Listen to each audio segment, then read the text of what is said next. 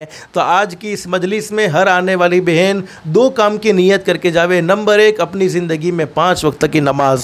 देखो आज घर में फसाद हैं, फितने हैं। हदीस शरीफ में जिस घर में नमाज पढ़ी जाती है उस घर में अल्लाह के फरिश्ते नाजिल होते हैं। आज लोग कुरान करीम की तिलावत से दूर है। हमारे घर कुरान करीम की तिलावत से खाली, नमाज से खाली, जिसकी वजह से घर वीरान हो चुके हैं। आपस के दिल टूटे हुए हैं। बेटी माँ से लड़ रही है, माँ बेटी से लड़ रही है, सास बहू से लड़ रही है, बहू सास से लड़ रही है, शोहर बीवी के आपस में एक दूसरे से लड़ाइयाँ हो रही हैं। ये अल्लाह को नाराज़ करने का नतीजा होता है। और मैंने कुरान करीम की जो आयत करीमा पढ़ी, उस आयत करीमा में अल्लाह पाक ने मैं पैगाम दिया, मन आमिला सालिहम मिन ज़करिन औ उन्सा व हुवा मुमिन। अल्लाह फरमाते मर्द हो या औरत बशर्ते के ईमान वाला होना चाहिए, जिसने अपनी ज़िंदगी में अमल साले किए, यानी अल्लाह को राज़ी करने वाले अमाल किए। अल्लाह को राज़ी करने वाले अमाल कौन से हैं? 5 वक्त की नमाज का अहतमाम है, घर में तालीम को ज़िंदा करना है, अपने आप को गुनाहों से बचाना है। तो फरमाया मन आमिला सालिहम मिन ज़करिन औ उन्सा व हुवा मुमिन फलनुहयिन्नहु हयातन तय्यिबा।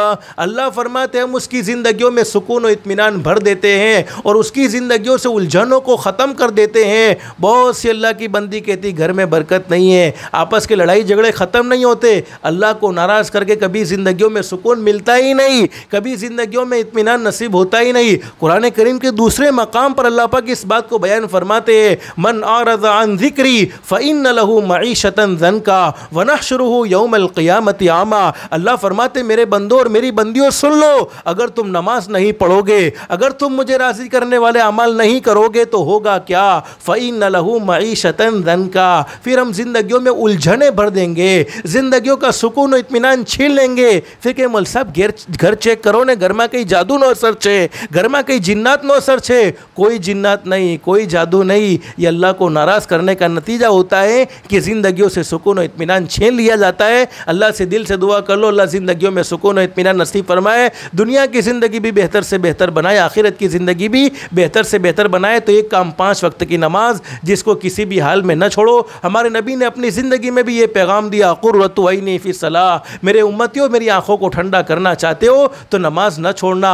और आपने आखिरी वक्त में, ये रबीउल अव्वल की 29 तारीख है, आप इसी महीने में दुनिया से पर्दा फरमा रहे थे, आखिरी वक्त में भी आपने यही पैगाम दिया, अस्सला अस्सला अस्सला, नमाज को न छोड़ना। और दूसरा काम, वमा मलकत ऐमानुकुम, किसी को दुख मत पहुँचाओ, किसी पर ज़्यादती का मामला न करो। सास है तो बहू का हक अदा करने की कोशिश करें, बहू है तो सास का हक अदा करने की कोशिश करें। आपस में मोहब्बत के साथ ज़िंदगी गुजारने का एहतमाम करो। देखो जिसने किसी को सताया, जिसने किसी को दुख दिया, जिसने किसी के दिल के टुकड़े टुकड़े किए, अल्लाह पाक उनकी ज़िंदगियों से सुकून इत्मीनान छीन लेते हैं। इसलिए बहुत अच्छी बात कही है, जैसी करनी वैसी भरनी, ना मानो तो करके देखो।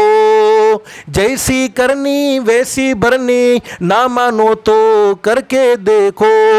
जन्नत भी है दोज़ख भी है, ना मानो तो मर के देखो। भले अमल का भला नतीजा, भले अमल का भला नतीजा, बुरे अमल का बुरा नतीजा। जिन लोगों ने बुरा किया है चलकर उनका घर देखो।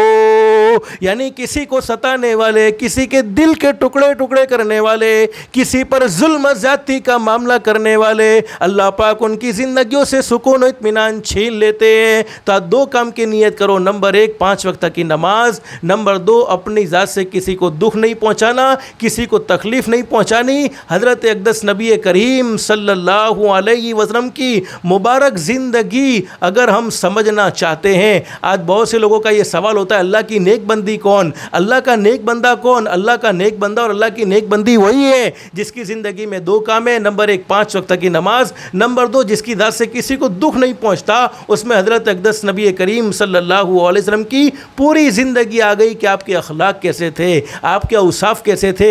और अपनी औलाद को अपनी आँखों की ठंडक बनाना चाहती हो और अपनी औलाद को अपना फरमा बरदार और अल्लाह का फरमा बरदार बनाना चाहती हो तो घर में तालीम को ज़िंदा करो और बच्चों को वक्त पर मदरसे में भेजने का एहतमाम करो, जिसके नतीजे में तुम्हारे बच्चे दीन पढ़ेंगे तो तुम्हारे हुकूक अदा करेंगे। बहुत सी मरतबा हमने ये बात सुनी है, जब बच्चा हाफिज़ और आलिम होता है, नेक होता है, दीनदार होता है, तो वो माँ बाप से डरता है कि कहीं मेरे माँ बाप का दिल मुझसे न दुखे, कहीं मेरे माँ बाप मुझसे नाराज़ ना हो जाए। और बच्चा डॉक्टर बनाए, इंजीनियर इंजीनियर बनाए, दीन की तालीम नहीं आती तो माँ बाप को डरना पड़ता है, कहीं मारो दीकरो माराती नाराज ना थी जाए, कहीं घर छोड़ीने जत्तो ना रहे। और बहुत सी मरतबा ऐसा होता है दीन की तालीम है तो बच्चे माँ बाप के फरमा बरदार हैं। और सिर्फ दुनिया की तालीम का मैं कोई इनकार नहीं करता, हमारे नबी ने, मैंने आपको दुआ बतलाई, दीन की भी भलाई मांगी, आखिरत की भी भलाई मांगी, दुनिया की भी भलाई मांगी। तो भलाई अल्लाह से दोनों मांगते रहना चाहिए। अल्लाह से दिल से दुआ है अल्लाह हमारी दुनिया भी बेहतर से बेहतर बनाए